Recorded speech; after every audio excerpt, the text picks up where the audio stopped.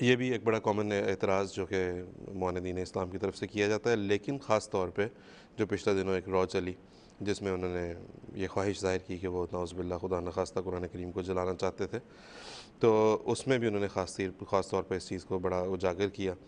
اور وہ یہ کہتے ہیں کہ اسلام بحیثیت ایک مذہب کے اور ایک کوڈ آف لائف کے جمہوریت کے ساتھ کمپیٹیبل نہیں ہے، جمہوریت سے متصادم ہے، جس کی وجہ سے یہ ہمیں قابل قبول نہیں ہے۔ تھوڑا سا کچھ جمہوریت پہ بھی روشنی ڈالیے اور پھر بتائیے کہ اسلام کی کمپیٹیبلٹی کیا جمہوریت کے ساتھ ضروری ہے؟ بات یہ ہے کہ اگر یہ سائل یا معترض عیسائی ہیں تو سب سے بڑی پہلی بات تو یہ ہے کہ عیسائیت شریعت یعنی قانون کو، اللہ تعالیٰ کے قانون کو لعنت قرار دیتی ہے۔ تو عیسائیت تو کوئی طرز حکومت پیش ہی نہیں کر سکتی، کوئی پروگرام پیش ہی نہیں کر سکتی، جو بھی پروگرام پیش کرے گی وہ لعنت قرار پائے گا، کیونکہ ان کے نزدیک قانون جو ہے وہ لعنت ہے انسان کے لیے، وہی انسان کو مجرم بناتا ہے اور اسی کی وجہ سے اللہ تعالیٰ سزا دیتا ہے، اور پھر وہ مجبور ہوا اپنے بیٹے کو بھیجنے پہ تاکہ وہ کفارہ بن جائے۔ اور دوسری بات یہ ہے کہ عیسائیت تو کہتی ہے کہ محبت محبت محبت، صرف وہ یہی تعلیم دیتی ہے، لیکن اس پہ عمل نہیں کرتا عالم عیسائیت، اور اگر وہ عمل کرتے تو ان میں یہ جنگیں کیوں ہوتی، یہ ہولناک جنگیں، خصوصاً عالمی جنگیں جو ہوئی ہیں تو یہ عالم عیسائیت میں ہی ہوئی ہیں نا۔ تو عیسائی دنیا جو ہے نعرہ محبت لگاتی ہے مگر اس پہ عمل نہیں کرتی،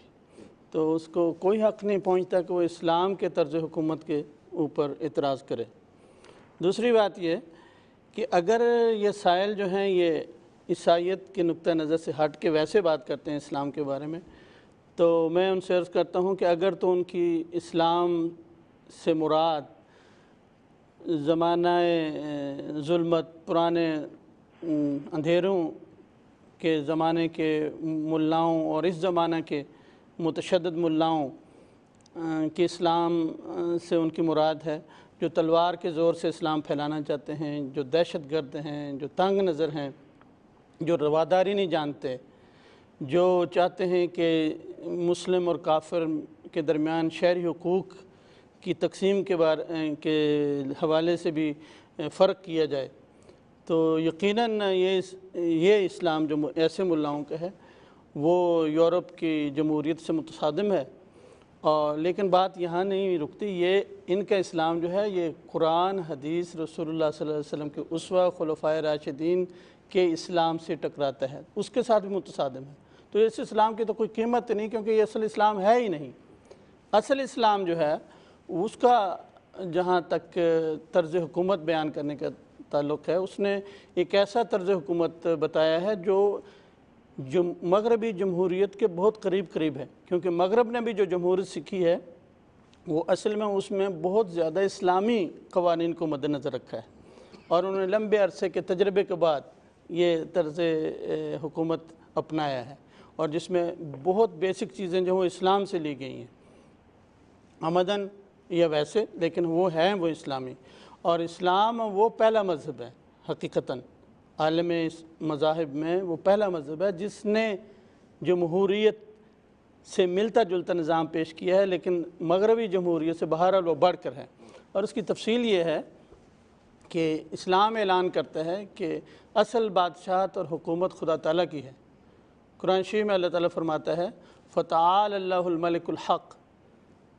بہت بلند شان والا ہے سچا بادشاہ اللہ۔ اور دوسری جگہ اللہ تعالیٰ فرماتا ہے قُلِ اللَّهُمَّ مَالِكَ الْمُلْكِ، اے بادشاہت کے اصل مالک۔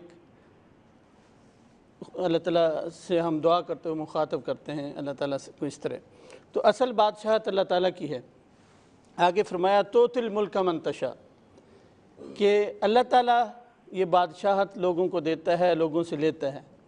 تو مراد یہ ہے کہ جس کو بھی حکومت ملے، بادشاہت ملے،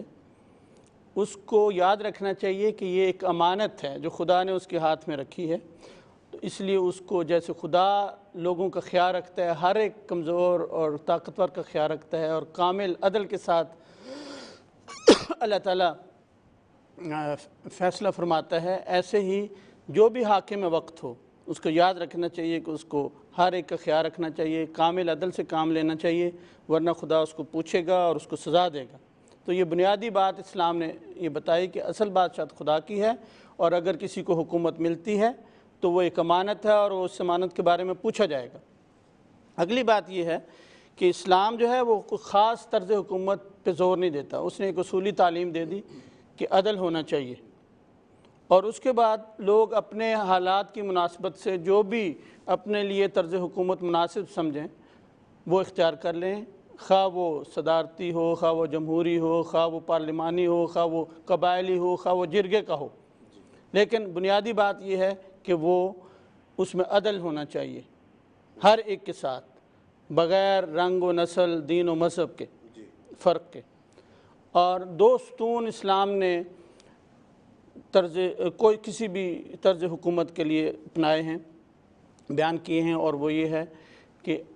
असल बादशाहत खुदा ताला की है, और अगर खुदा ताला की बादशाहत है और खुदा ताला सब का है तो बादशाहत सब की हुई। लेकिन चूँकि एक हाकिम आला, एक आखिरी शख्सियत होनी चाहिए जो फ़ैसले करे, तो इसलिए वो लोग अपना एक हाकिम आला चुन लें। लेकिन उसके बारे में पहला अल्लाह ताला ने हुक्म ये फरमाया, इन्नल्लाह यअमुरुकुम अन तुअद्दुल अमानात इला अहलिहा, जब जमहूरी इंतखाब करो तो उसमें पूरी दयानतदारी से ऐसे शख्स को चुनो जो इस हुकूमत का अहल है, जो तुम समझते हो कि वो उसमें ये सलाहियत भी है कि वो ये हुकूमत चला सके और दूसरे अदल के साथ चला सके, हर एक के साथ अदल के साथ। और दूसरा स्तून इस्लामी जमहूरियत का ये है कि वह अमरुहुम शूरा बैनहुम, कि जो भी मामला तय हों वो हाकिम वक्त लोगों के मशवरे से करे। हत्ता कि रसूलुल्लाह सल्लल्लाहु अलैहि वसल्लम को फरमाया कि वशाविरहुम फिल अम्र, और फिर हाकिम वक्त को ये भी फरमाया व अन तहकुमु बिलादल व इज़ा हकमतुम बैनन्नास अन तहकुमु बिलादल, कि कामिल अदल के साथ लोगों के दरमियान तुमने हुकूमत करनी है, अगर अदल से ज़रा भी इन्हिराफ करोगे तो खुदा ताला तुम्हें पूछेगा। अब ये बात इस जो मगरबी जमहूरियत है उसमें कहाँ है कि कामिल अदल हो, और मैं आगे जैसे अर्ज़ करूँगा इतने फ्लॉज हैं, इतने खलल हैं, नक़ाइस हैं इस जमहूरियत में कि ये निज़ाम सारे चीखते हैं कि इसमें ये हो गया, वो हो गया, आए दिन स्कैंडल बनते हैं। अब जो तरीक़े इंतखाब है इस्लाम का देखें मगरबी जमहूरियत से कितना बढ़ के है। इस्लाम कहता है कि कोई अपने आप को पेश ना करे कि मैं इस बात का अहल हूँ, मुझे चुनो, ना खुद पेश करे, ना इनडायरेक्टली किसी को कहे कि मुझे पेश करो, मेरा नाम पेश करो। ये पहली बात। और इसके बारे में नबी करीम सल्लल्लाहु अलैहि वसल्लम ने फरमाया कि हम उस शख्स को जो ओहदा मांगे ओहदा नहीं देते। एक साहबी ने मांगा ओहदा, नबी करीम ने फरमाया जो ओहदा मांगे हम उसको ओहदा नहीं देते। और दूसरी जगह फरमाया कि जो ओहदा मांगता है अल्लाह ताला उसकी नुसरत छोड़ देता है। अब ये बात यूरोप में कहाँ है, वेस्ट में कहाँ है इनकी जमहूरियत में? वहाँ तो हर एक कहता है मुझे पार्टी का टिकट दे दो, मुझे दे दो, मुझे दे दो, और बाद में साबित होता है कि वो इसका अहल ही नहीं था, और बल्कि उसने शुरू में साबित कर दिया कि वो इसका अहल नहीं था। अब मैं एक वाक़या बयान करता हूँ जो एक यूरोपियन मुसन्निफ़ ने बयान किया, मौरख़ ने, जिसका नाम गिबन है। वो एक तुर्क शहज़ादा अरसलान के बारे में कहता है कि हाँ उसके भाई और चचा ने उसके बाप की वफ़ात के ऊपर हुकूमत छीन ली, जबकि वो छोटा था अभी शहज़ादा। तो उसके अतालिक जो थे वो एक शिया थे, उसके कहने लगे चलें हम फ़लाँ इमाम की कब्र के ऊपर जाके दुआ करते हैं। जंग से पहले उसने उसको कहा, दुआ के लिए गए, दुआ से फ़ारिग होकर उसके अतालिक कहने लगे